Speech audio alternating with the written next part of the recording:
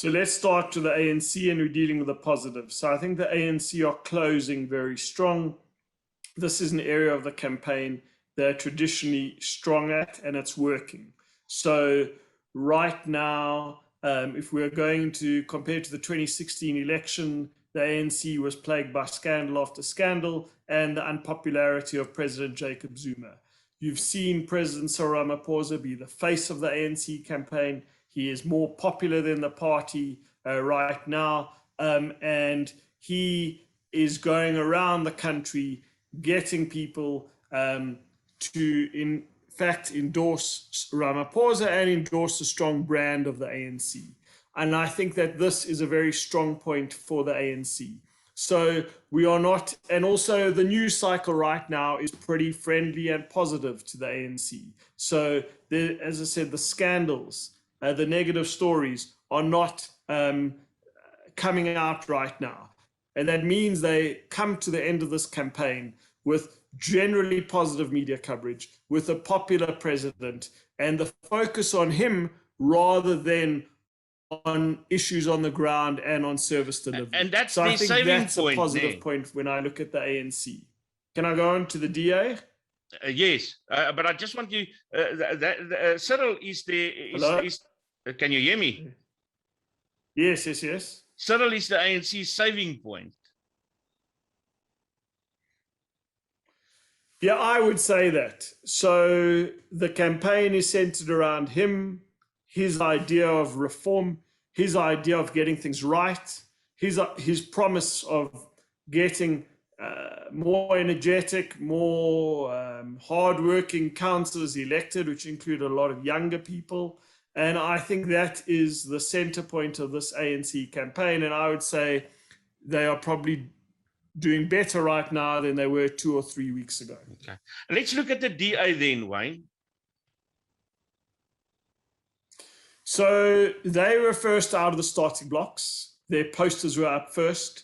They had a very positive campaign message about getting things done, which Tony Leon calls almost like a transactional offering, i.e. you might not like our values, but you know that if you vote for us, we are the party to get things done. So I think that this was a positive campaign. The party seemed to unite, and the fact that they did so poorly in by-elections, even before Musime, from after the 29 elections when Musime Mani was still the leader, till his resignation, and even in the Steenhuisen era. So it looked like the party had moved on, that they had some momentum, that they were recovering lost ground after their poor performance in a lot of by-elections around the country.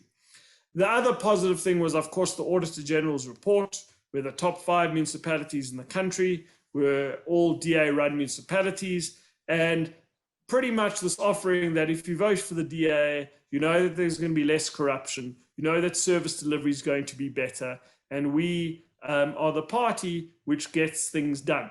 And I think that that was a positive part and message of the campaign. And then in large sections of Caxton country, large sections of this country, where I know that a lot of Caxton newspapers are, I think that even there, the DA has been able to run a campaign which has been devoid of the national noise. And I think that might help them also somewhat. So in certain parts of the country, they've run a very disciplined campaign, not in all parts, don't get me wrong. And that might also help them in this campaign. We've seen a quieter EFF than what we are used to this time around, but let's hear what positive spin they had in their campaign. The EFF are running one heck of a campaign. So first of all, there've been very little controversy around their campaign. They are going to areas across so Malema is out campaigning Steenhuisen and Ramaphosa and Groenewald and whoever else there is. About 4 days ago, I looked at where he had been in the last 7 days, i.e. his campaign diary, and he had been to more municipalities than Steenhuisen and Ramaphosa had done together. So this is a very energetic person who's taken his message to the length and the breadth of this country, and who is I think offering a clear alternative, even though, by the way, he's making a lot of national promises rather than local government and service delivery promises, i.e. speaking about land and jobs, which I think is often more to do with national government. Having said that, he yesterday recently picked up the endorsement of King Dalindyebo from the Amatembu people. He's going to new areas, and he is going to be the official opposition in many more municipalities after this election, my apologies. And that has been a positive. The Sea of Red, the large campaign rallies. And look, one of the things we've got to remember is that unlike Cyril Ramaphosa's ANC and John Steenhuisen's DA, the EFF have not actually been in government in any municipality. Yes, they have helped the DA in places in the north of the country. And yes, for a short time, they worked with the ANC and other parties in Nelson Mandela Bay. But we cannot judge them on poor service delivery or a poor track record because they've simply not been in government. So I think those are some of the positive things for the EFF. The Freedom Front Plus surprised us in the previous, in the national elections, but also during the municipal elections of 2016. And it feels like there's something more coming this time. What do you think went well in their campaign? So the Freedom Front have done well, to be honest, not really in the 2016 local government elections. They start doing well.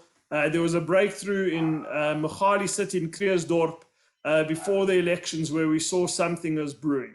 And then they had that very good performance in the elections to become the fourth largest party and to become a real talking point in our politics. That this is a, sorry, let me just go back. The fifth largest party, it was the IFP, which is the fourth largest party.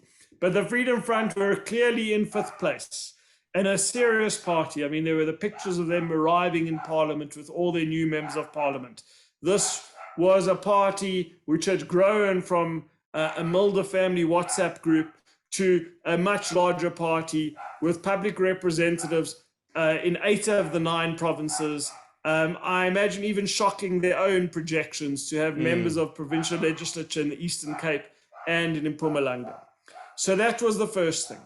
And then in by-elections, they were beating the Democratic Alliance in the Northwest, in places like Stilfontein, in 2 parts of Potchefstroom in the JB Marks municipality, and in Mamusa in Schweizer-Reinicke. So this is a party which wasn't just doing well in the national elections, but able to beat the DA comprehensively in even some of the DA's strongest seats in the Northwest. So this is a party with momentum.